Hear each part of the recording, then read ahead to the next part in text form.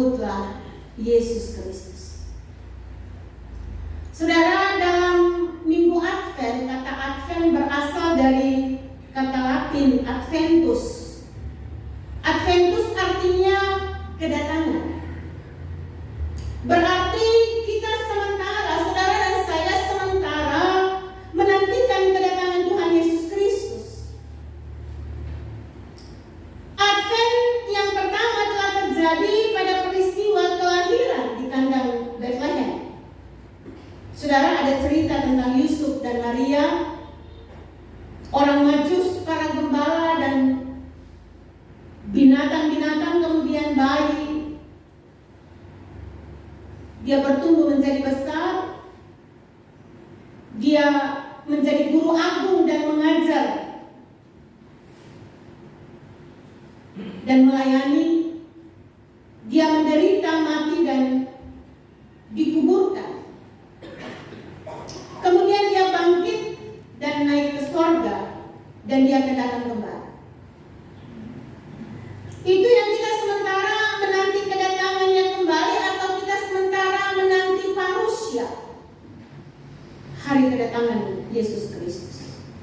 Hari kedatangan yang pertama, dia datang sebagai bayi yang mungil, sebagai penebus juru selamat kehidupan saudara dan saya, bahkan isi dunia ini. Tetapi kedatangannya kembali, dia akan datang sebagai hakim yang adil. Dia akan menghakimi saudara dan saya, menghakimi kita semua. Karena itu kita harus mempertanggungjawabkan apa yang telah kita lakukan dalam hidup kita. Nah, saudara-saudara, siapkanlah diri. Dalam minggu-minggu Advent ini yang harus saudara dan saya lakukan adalah persiapkan diri, introspeksi diri, membaharui diri, dan hidup dalam pertobatan. Supaya apa? Supaya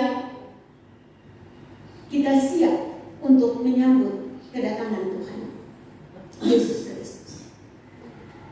Sekarang kita berada di minggu Advent yang kedua.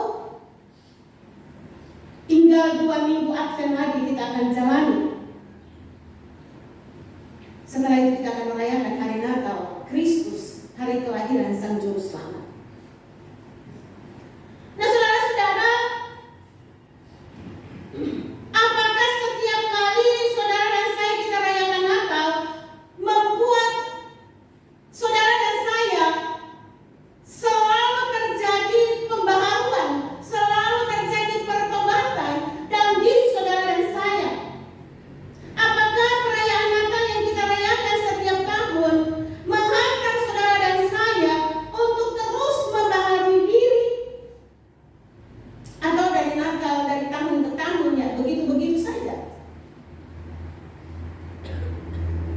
Kalau kita merayakan Natal Kristus, tidak ada pertobatan, tidak ada pembaharuan diri, maka perayaan Natal Kristus itu jadi sia-sia dalam hidup kita.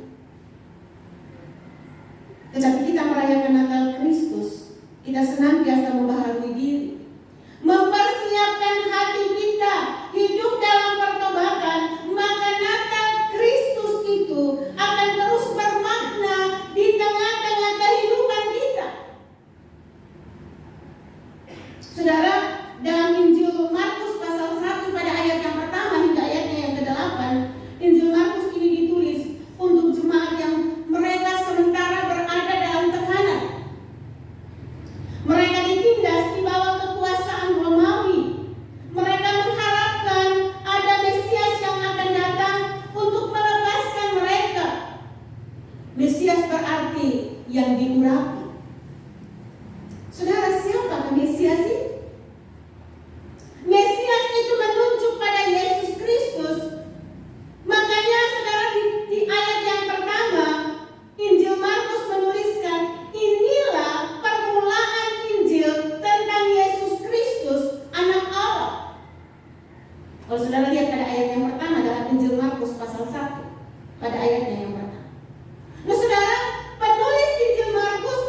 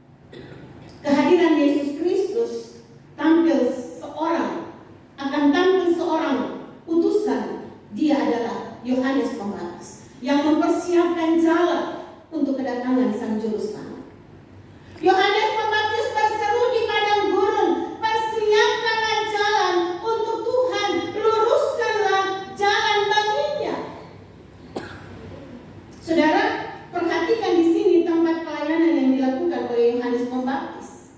Tempatnya di mana? Di padang gurun. Bahkan bukan di kota besar, bukan di dalam istana, tetapi di padang gurun. Di padang gurun itu, saudara, adalah lambang penderitaan. Jadi ini bukan hanya mau disampaikan bahwa dia memberitakan Injil di padang gurun, tetapi ada maknanya. Maknanya adalah bahwa ketika dia memberitakan berita bahwa Yesus Kristus akan datang sebagai juru selamat di padang gurun, itu melambangkan penderitaan. Tidak ada orang di padang gurun, yang ada hanyalah kehausan. Tetapi justru di padang gurun dipakai oleh Allah melalui Yohanes Pembaptis untuk berseru. Bukan sekadar berbicara, tetapi saudara, ada ajakan, ada panggilan untuk semua orang untuk senantiasa mempersiapkan jalan untuk Tuhan, meluruskan jalan bagi Tuhan. Saudara, Yohanes Pembaptis tampil di padang gurun. Ia menyerukan, bertobatlah dan beri dirimu dibaptis, dan Allah akan mengampuni dosa. Saudara, dalam situasi pada saat ini banyak orang yang datang mendengar, dan banyak juga orang memberi diri mereka dibaptis. Tetapi juga masih ada orang yang mengeraskan hati, masih ada orang yang terlena dengan dosa-dosanya, yang masih hidup sesuka hatinya. Tetapi luar biasa untuk sebagian orang, melalui firman Tuhan yang disampaikan oleh Yohanes Pembaptis, semua orang memberi diri mereka untuk dibaptis, mengubah kehidupan. Menurut Alkitab mencatat dalam ayat yang kelima, saudara, dalam pembacaan kita tadi, dalam ayatnya yang kelima, maka berdatanglah kepadanya orang-orang dari seluruh daerah Yudea dan semua penduduk Yerusalem, dan sambil mengaku dosanya, mereka dibaptis olehnya di sungai Yordan. Jadi saudara, banyak orang yang mengeraskan hati, tetapi banyak juga orang yang mendengarkan seruan itu, dan mereka bertobat, memberi diri mereka dibaptis. Banyak orang datang kepada Yohanes Pembaptis, mereka mengaku dosa, mereka memberi diri untuk dibaptis sebagai tanda pertobatan. Saudara, dalam perjalanan kehidupan kita lihat sosok dari Yohanes Pembaptis ini, saudara. Yohanes Pembaptis ini dia memakai jubah bulu unta dan ikat pinggang kulit. Makanya makanannya adalah belalang, tapi belalang bukan serangga. Tetapi kalau di Israel, saudara, ada belalang atau ada sejenis tanaman yang dinamakan adalah tumbuhan. Itulah yang dia menikmati ketika dia berada di padang gurun. Dan Yohanes Pembaptis, dia menikmatinya dengan madu hutan. Nah, saudara-saudara, itu berarti Yohanes Pembaptis dia tidak mempersoalkan penampilannya. Dia tidak mempersoalkan makan minumnya. Tetapi yang dia lakukan adalah dia melakukan pelayanan dengan kesederhanaan.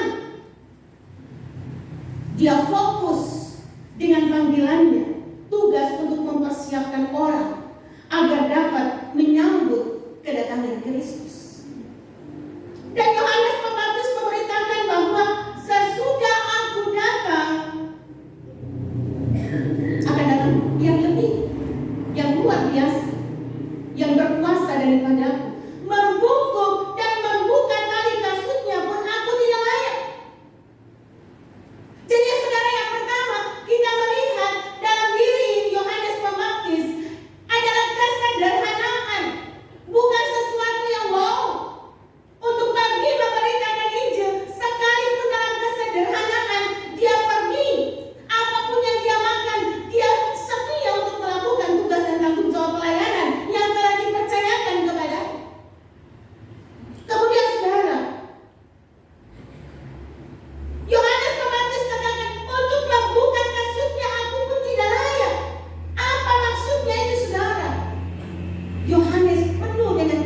kerendahan hati, kerendahan diri. Dia mengakui bahwa dia sangat tidak punya apa-apa. Dia tidak layak. Dia mengakui bahwa saya ini adalah orang utusan, adalah seorang hamba. Saudara, ini tanda kerendahan hati dari Yohanes Pembaptis. Dia membungkuk dan membuka tali kasut. Itu pun yang dilakukan oleh seorang hamba kepada Tuhan. Dan dari pekerjaan yang paling rendah dan yang paling hina, tetapi Yohanes Pembaptis mengatakan, membuka tali kasutnya pun saya tidak layak, karena dia tahu dia tidak layak untuk melakukan itu. Itu adalah tanda kerendahan hati. Dia tidak mentang-mentang sudah dikasih tanggung jawab, saya ini orang yang persiapkan jalan untuk Tuhan. Langsung mukanya terbau. Dia saya ini nomor 1. Saya mengaku diri nih, saya orang yang diutus Tuhan, mempersiapkan jalan untuk juru selamat. Tidak. Tapi dalam kesederhanaan, tidak wow, tidak mewah. Tapi dalam kesederhanaan, sekalipun menderita makan apa adanya. Tapi dia fokus untuk memberitakan berita kedatangan Sang Juru Selamat ke dalam dunia. Dia memberitakan kebenaran firman Tuhan. Banyak orang bertobat, memberi diri mereka untuk dibaptis dan percaya kepada Allah. Saudara, Yohanes Pembaptis memberi pembaharuan yang besar karena dia membaptis dengan air, tetapi dia yang akan datang, dia yang akan membaptis dengan Roh Kudus. Saudara-saudara, apa pesan firman Tuhan ini untuk kita semua di minggu Advent ini? Apa pesan, makna pesan firman ini untuk saudara dan saya dalam minggu-minggu Advent ini? Kita merenungkan dalam rumah tangga kita masing-masing, sebagai suami istri, sebagai anak-anak. Apa yang harus kita lakukan dalam minggu-minggu perenungan saat ini? Saudara, firman Tuhan ini mengingatkan kepada kita. Yang harus saudara dan saya kita persiapkan adalah, mari saudara persiapkan hati kita. Sambutlah Tuhan Yesus, persiapkan hati kita, itu sangat penting. Bagaimana kita mau hidup dalam pembaharuan, hidup dalam pertobatan atau metanoia. Berarti ada perubahan di dalam hati, dalam pikiran kita untuk bertobat. Berarti kita meninggalkan dosa kita dan kita tidak berbalik kepada dosa itu, tapi kita berbalik kepada Allah yang melalui Juru Selamat Yesus Kristus yang sudah datang untuk menyelamatkan saudara dan saya. Saudara-saudara yang diberkati Tuhan, memang banyak orang yang menolak seruan Yohanes Pembaptis, tetapi tidak sedikit juga orang yang datang mengaku dosa. Mereka dibaptis di Sungai Yordan. Ada yang memilih mengeraskan hati, namun juga ada banyak yang memilih hidup dalam pengampunan dan pertobatan. Dan Yohanes Pembaptis sangat meninggikan Tuhan Yesus. Dia tidak mengejar popularitas.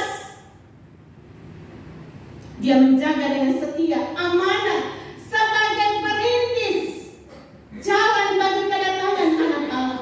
Karena itu inilah yang diberitakannya. Sesudah aku akan datang Dia yang lebih berkuasa daripadaku, membungkuk dan membuka tali kasutnya pun aku tidak layak. Itu menunjukkan dia sangat hidup dalam rendah hati sebagai seorang hamba yang rendah hati. Dia tidak berambisi menggantikan penghormatan yang harus dia terima oleh Yesus. Dia tidak menonjolkan diri, merasa diri paling berjasa dan mengejar pujian orang. Tetapi dia tetap hidup dalam rendah hati. Bahkan dia menyatakan bahwa baptisan yang dilakukannya dengan air adalah sebagai sarana pertobatan. Tetapi baptisan yang dilakukan Yesus Kristus adalah untuk keselamatan hidup yang kekal. Nah saudara, firman Tuhan, makna firman ini buat saudara dan saya, tadi saya katakan, persiapkanlah hati. Jangan hanya terlena dengan persiapan materi secara lahiriah. Jangan hanya sibuk membersihkan halaman dan rumah, tapi lupa abaikan membersihkan hati dari kotoran dosa. Jangan hanya